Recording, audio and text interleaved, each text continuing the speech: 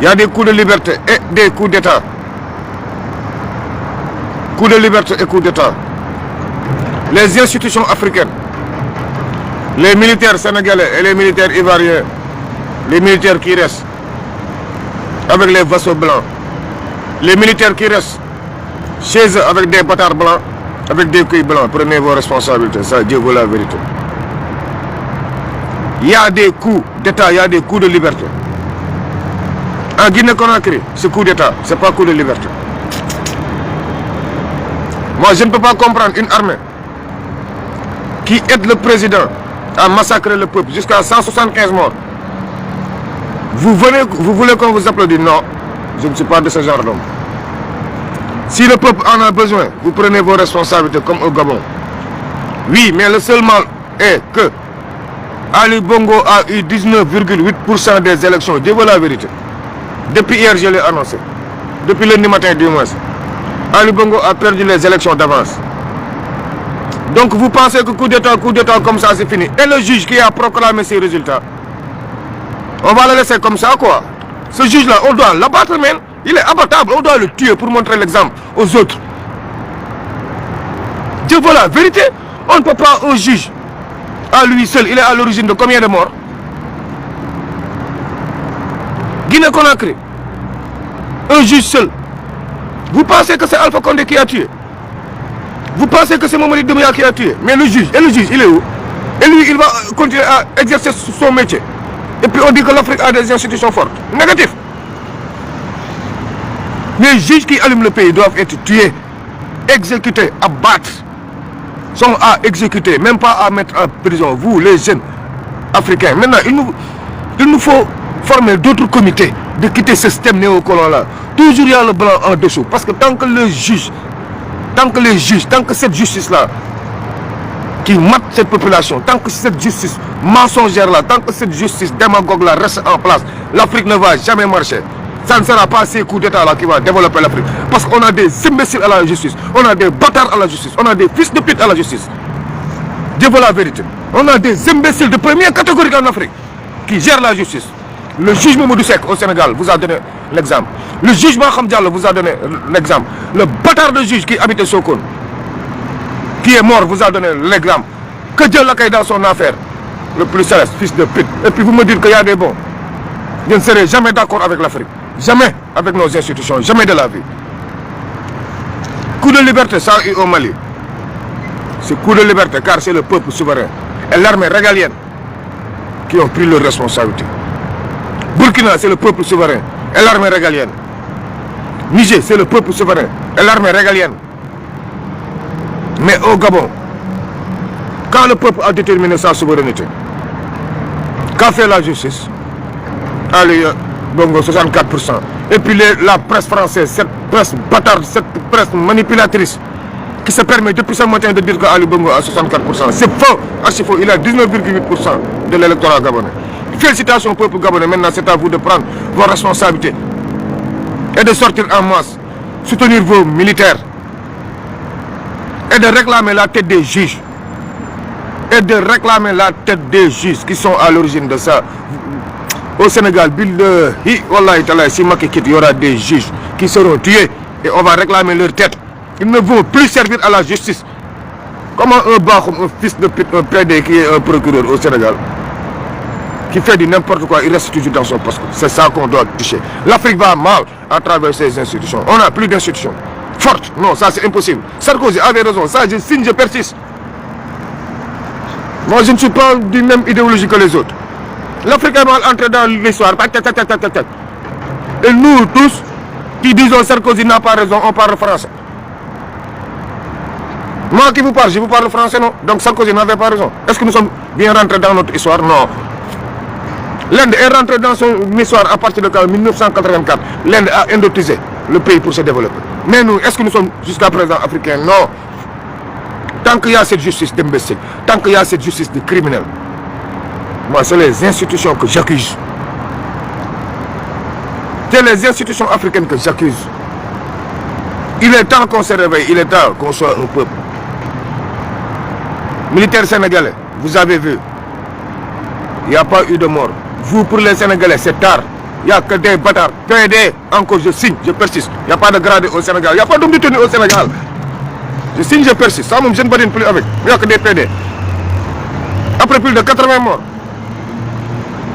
presque 2000 arrestations. L'armée est là pour dire que la paix sociale, on veut. Non, vous voulez la paix du cul de vos femmes. La paix des vagins, ouais, des bâtards, des putes que vous avez mariés. Chaque grade a plus de 4 femmes, 5 femmes. C'est cette paix-là que vous cherchez, pas la paix sociale. Là où Macky Sall mate la population, vous êtes derrière le cul de vos femmes. Vous, nos généraux, vous, nos colonels. La majorité, c'est des PDC, vous êtes des bichachels.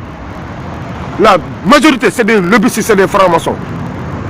La majorité, c'est des criminels. Ils boivent du sang humain. Le colonel Fulgence Ndour, je le défie. C'est un vrai criminel, lui, il boit du sang normal. Je vous défie, vous êtes des bâtards. C'est vous qui êtes l'armée sénégalaise. Avec 85% de morts, vous nous dites que nous sommes des pyromanes. Et vous, vous êtes quoi? Vous vous donnez le cul, non? On dit non à cette Afrique-là. À cette Afrique quitonnière-là, qui donne toujours son cul pour qu'on la baisse. C'est fini cette Afrique-là. L'Afrique pissonnière qui accepte d'être pissée par qui? Nos gouvernants, c'est fini. Cette Afrique-là, c'est fini. Non, non, non, c'est fini. Macky Sall, les jeunes, les hommes de rang, prenez vos responsabilités. Au Gabon, vous avez vu ce qu'ont fait les grades, couper l'internet, vous étiez d'accord. Maintenant, vous voulez qu'on vous applaudisse. Vous êtes des fils de pute, je n'applaudis personne. Si vous acceptez que l'État coupe l'internet, l'État fait non, moi j'accepte le coup de liberté de Assimi Goïta, qui a pris ses responsabilités. Dès que le peuple a agi, il a pris ses responsabilités. Traoré, quand le peuple en avait besoin, un militaire traître est passé. Diendéré, c'est le plus grand lâche du Burkina Faso. Il est plus imbécile que l'autre là, Blaise Compaoré. Traoré a pris ses responsabilités. Ça, c'est un coup de liberté, pas un coup d'État. Le général Tchani, sans infusion de sang, ni institutionnel, d'accord que l'autre avait volé les élections Idriss Youssouf pour élire Bassou. C'est ça que je vous parle. Si vous voulez qu'on vous respecte, si vous voulez que les institutions soient respectées ici en Afrique, c'est l'heure ou jamais. Nous sommes à l'heure du verseau. Et le réveil là, c'est très brutal sur les Occidentaux, raison pour laquelle les Occidentaux sont en train de se perdre. Et le Sénégal sera libre de force ou de gré. Le Sénégal sera libre. Maintenant, pour répondre un petit peu, paramètre à Emmanuel Macron. Toi qui disais que le Gabon c'était chéri, toi qui disais que le Gabon c'était chéri. L'Afrique n'a pas besoin, n'a plus besoin d'un président qui couche avec un président ou un président qui couche avec un roi. L'Afrique n'a plus besoin de président PD. Non, non, non, on veut plus. Un président de tout genre, non, on ne veut plus. L'Afrique a besoin de ses mœurs. L'Afrique a besoin de ses coutumes, Emmanuel. Petit pénis. L'Afrique a besoin de sa culture. L'Afrique a besoin de ses patrimoines. Ce n'est pas toi, ce n'est pas des Gaulois ni des Bretons qui seront nos ancêtres. Je regrette. Je regrette. Vous êtes incapables, incohérents, ignorants pour être nos ancêtres. Vous les Gaulois. Petit pénis, c'est trop petit pour comprendre l'idéologie de l'Afrique. Je sais que tu es élu président par erreur. Les pays qui restent, on va le prendre par force. La France va perdre l'Afrique par force. La France va donner son cul à l'Afrique par force pour avancer. Par force. La France va donner son cul à l'Afrique par force pour avancer. Ça, c'est une obligation. Parce que l'avenir est africain. Les ressources sont africaines. Potentialité d'emploi, c'est africain. Maintenant, qu'est-ce qu'on veut? Toujours être esclave. C'est fini ça. Vos pions là, on va dégommer vos pions, one par one. Pour ce qui concerne le Maroc, il y en a des lives que j'ai entendu, Marocain c'est pas arabe. Un arabe ne va jamais baiser un noir, jamais. PD, surtout du côté de PD, demandez aux militaires américains noirs, si en Arabie Saoudite, les PD, militaires américains noirs qui sont affectés là-bas, je vous donne un secret. États-Unis, si tu n'es pas un vrai PD militaire, on ne t'envoie jamais dans la base saoudienne. Vous dites l'islam. Allez voir le gouvernement saoudien. Si tu n'es pas PD, tu n'es pas un saoudien, tu n'es pas un bon saoudien. Ils blessent avec les militaires américains, mais pas les noirs. Ça, c'est des maghrébiens. Maroc, c'est un maghrébien, c'est pas un arabe. Maroc, Ali Bongo, il est avec le roi du Maroc. Mais le roi du Maroc, c'est un maghrébin, pas un arabe. Il ne faut pas mélanger les choses. Il y a maghrébin, il y a arabe. C'est diamétralement opposé.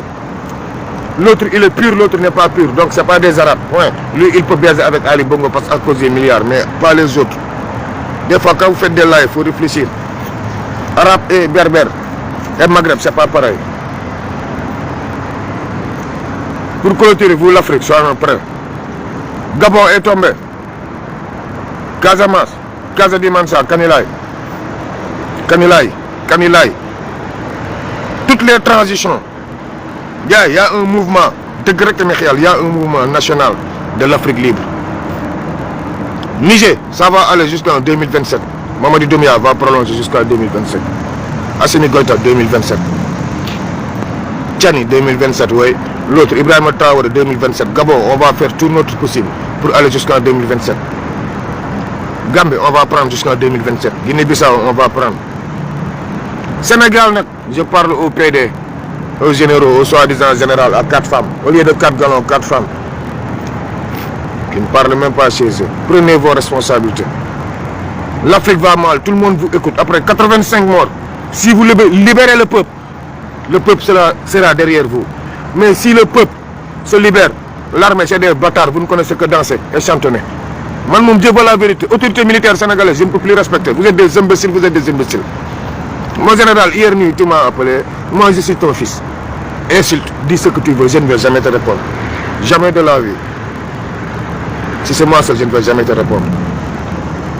Dire ton nom, tel général, t'es mon père, je ne te réponds pas. Je ne suis pas de ce genre d'homme, mais sachez que vous n'êtes pas des hommes. Les hommes de rang sont plus méritants que vous les grades. Ça, je te le dis et je vais te le redire. En privé, je te le dis, en public, je te le dis. Il n'y a plus d'officiers hommes au Sénégal. Ah, les officiers sont en train de prendre leurs responsabilités. Encore, c'est ça la paix. On tue les enfants, on les emprisonne, on met son corps à l'hôpital, c'est ça la paix. La justice fait ce qu'il veut. Le juge Mamoudou Seck, ce bâtard de merde là, que son père se faisait baiser par les marabouts de l'AN là. Oui, je vais sortir l'histoire. Mamoudou Seck, ni le Mounamel. Bayam ku sa sëkk ci kër Khalifa Lamine moo ko doon kat góor jigéen la du ma wax lu bëri mais naan bu ma xasee di wax rek problème day am ndax Mamadou Seck man dama remonté ba si Bayam xam ki ko doon kat te mu dee biir kër Ousseynou Laye moom si boppam da ko doon kataale ba ay jeune bett leen fa beneen jeune bu daw mu ngi fii France fii réglé leen xam nañ luy daw Mamadou Seck nii la mun a mel kër diine gi saa yi man je me demande je me dis man ñii qu'est-ce que ñii ay dëmm lañ wala lu xew saa boo liiree document jooy ñun ñu ngi doon raamal di fóon di mar nday ay loxo doome xaram kese la ñuy mar Sénégal ay loxo doome xaram kese la ñuy mar yéen lan la cette justice là pourquoi mënu leen yéen a ñu gën wala qu'est-ce qui se passe mais l'armée ba pare da ngeen may bëgg ne non yéen ay laqkatu réew ngeen yéen ay doomeram vous les militaires c'est vous les imbéciles moo général ngeen yéen ay doomeram yéen ay fils de pute yéen ay lâches de la nation ñun ñoo leen formé après 85 morts vous me dites que ñun dañuy noppi pour ngeen def plan B seen plan B wu ndey après 1080 détenus vous me dites que da ngeen di def plan B kenn plan B wu fi ndeyam dañuy dem élection par force Macky day waaj par force yéen vous êtes des militaires yéen un Macky Sall xool Ali Bongo 19% mu ne 64%. C'est ça l'armée, c'est ça la tenue. Aucun chef africain mérite de porter sa tenue. Afrique, il n'y a pas de militaires. Il y a des merdes de terre. Il y a des merdes de terre, mais pas des militaires. Vous me dites qu'il n'y a pas d'institution. Il y a Macron même ici en France, il n'ose pas faire certaines choses. S'il le fait l'armée française, les généraux ripostent. Quand il avait dit qu'il va aller en Ukraine, qui a pris ses responsabilités? Les généraux, devant TFE. Qui est le général sénégalais aujourd'hui qui est sorti dire à Macky Sall non? Imbécile que vous êtes. Qui est le général qui est sorti dire à Macky Sall non? Fils de pute que vous êtes. Vous dites que vous êtes des hommes de tenue. Vous n'êtes pas intègre, je regrette. Tant qu'il y a un coup d'état institutionnel, il y aura un coup de liberté militaire que des jeunes militaires. Et les jeunes militaires, prenez vos responsabilités. Si vous prenez l'état là, tous les généraux doivent être emprisonnés. Certains exécutés même. Les juges doivent être radiés et mis en prison. Billahi Mamadou Seck, même si c'est 7 jours, il doit le faire en prison pour qu'on lui montre ce qu'il faisait. Les procureurs là qui ferment les Bakhoum, Diop, le voleur, Tchaga dooma xaram bi nga xam ne day carte ba carte tantam doomi xaram ji mu doon doomu cott ndayam yooyu ñoo leen di tëj tey. Non man Sénégal je ne comprends plus soo xam naan la armée doo leen waaye góor jigéenu xaram Mata Ndiaye yi ngeen doon nee naa leen wax naa leen ko de à partir de capitaine armée da ngay juutu pour avancer boo